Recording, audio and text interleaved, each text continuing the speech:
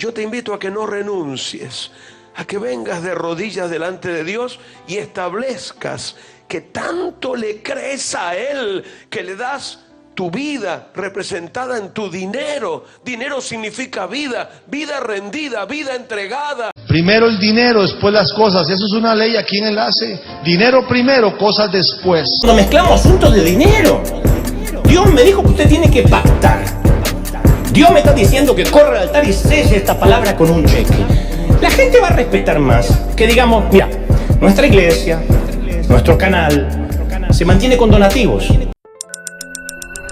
Hay muchas personas que cuestionan la veracidad de la fe cristiana e incluso la espiritualidad, dado que consideran que detrás de la misma hay un gran negocio, dado que consideran de que hay personas que no predican el evangelio por el amor a la alma, sino que lo hacen con la intención de lucrarse a partir de la fe de los creyentes. Y es que hay un movimiento que ha creado esta falsa idea y se llama el evangelio de la prosperidad. Esta corriente cristiana enseña de que la fe en Dios nos garantiza la obtención de riquezas materiales, el éxito personal y la adquisición de un estado de salud excepcional. Antes de seguir más allá de este video, necesitamos saber primeramente con certeza cuáles son las enseñanzas que rigen dentro de la doctrina del evangelio de la prosperidad, y así poder ver si se trata de Dios o se trata del dinero, o si este evangelio como tal es netamente bíblico. Enseñanzas del evangelio de la prosperidad. La enseñanza central del evangelio de la prosperidad se centra en que la bendición de Dios se puede contemplar de forma palpable por medio de la abundancia financiera y un estado de salud excepcional. Y la segunda mayor enseñanza del evangelio de la prosperidad se centra en lo que se denominan como las semillas de fe.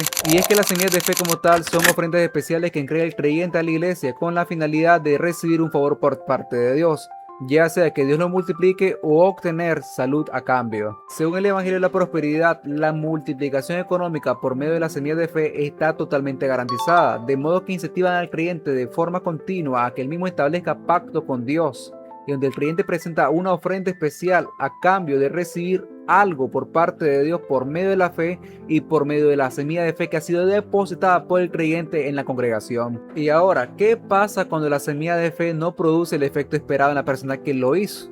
Se dice lo siguiente, de que la persona le faltó fe para poder desprenderse sin preocupaciones de lo que estaba depositando con fe para el Señor, y que a causa de esa falta de fe no pudo ver la multiplicación financiera por parte de Dios. Y es que la característica principal del evangelio de la prosperidad es su mensaje. El mensaje está centrado únicamente en el creyente, en satisfacer las expectativas del creyente en cuanto a la abundancia financiera, en cuanto a la salud y en cuanto a la realización personal, dejando a un lado temas relevantes dentro del cristianismo tales como el perdón, la salvación, la expiación o el amor hacia los enemigos, dando a entender de que el verdadero propósito del evangelio es la obtención de riqueza y el bienestar físico, cuando a la luz de la Biblia podemos notar de que el mensaje central del evangelio es la predicación de Jesucristo resucitado. Es cierto que la Biblia habla de bendición y provisión divina, sin embargo, cabe destacar de que no es el mensaje central de la misma. La enseñanza bíblica sobre la riqueza.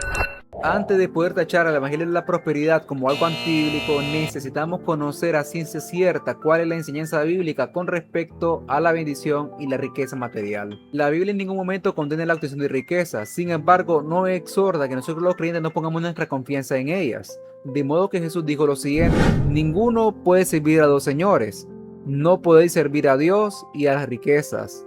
En otra parte, la Biblia nos vuelve a exhortar sobre la riqueza y nos dice lo siguiente: porque raíz de todos los males es el amor al dinero. Los pasajes bíblicos anteriores podemos notar de que lo mismo nos sirve como una advertencia para poder inferir de que la abundancia financiera o la riqueza material no son un sinónimo de que tenemos la bendición de Dios en nuestras vidas. Del mismo modo que la pobreza y la carestía de cosas materiales no simbolizan o significan que estamos faltos de fe.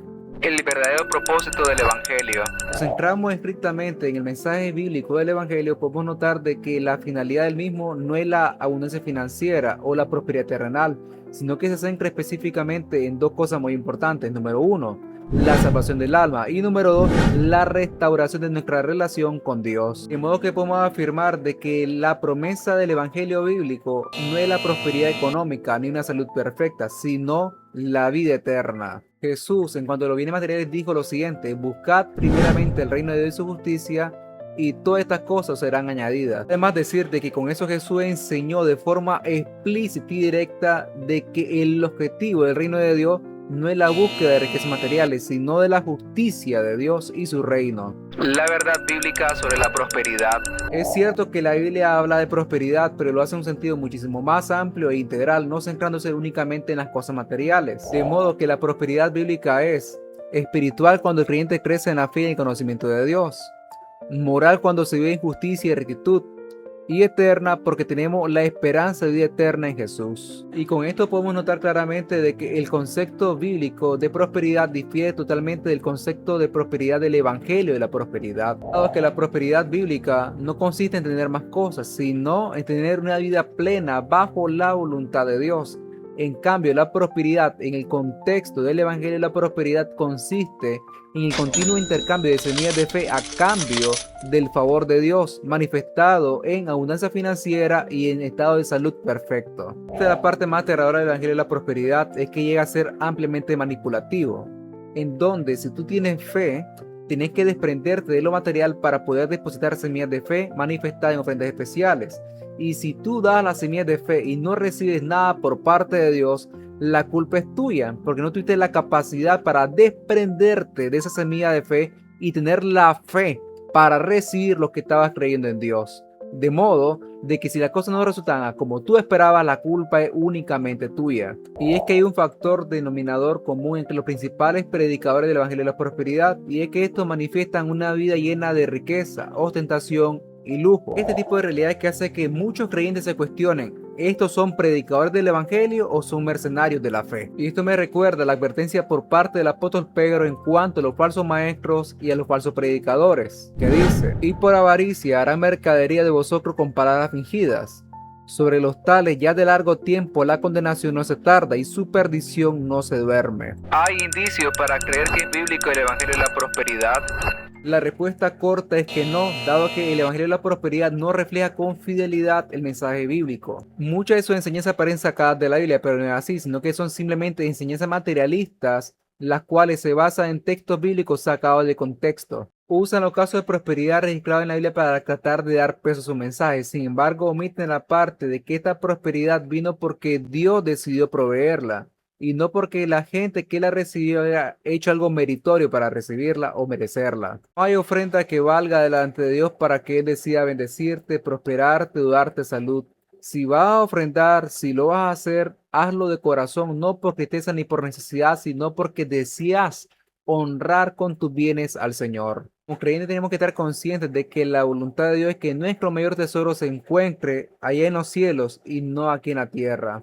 No os hagáis tesoros en la tierra, donde la polilla y el orín corrompen, y donde ladrones minan y hurtan, sino haceos tesoros en el cielo. Y por si las dudas, el Evangelio de la Prosperidad no es bíblico. Es más que todo un movimiento manipulativo que se acerca más a un asunto de estafa que de fe.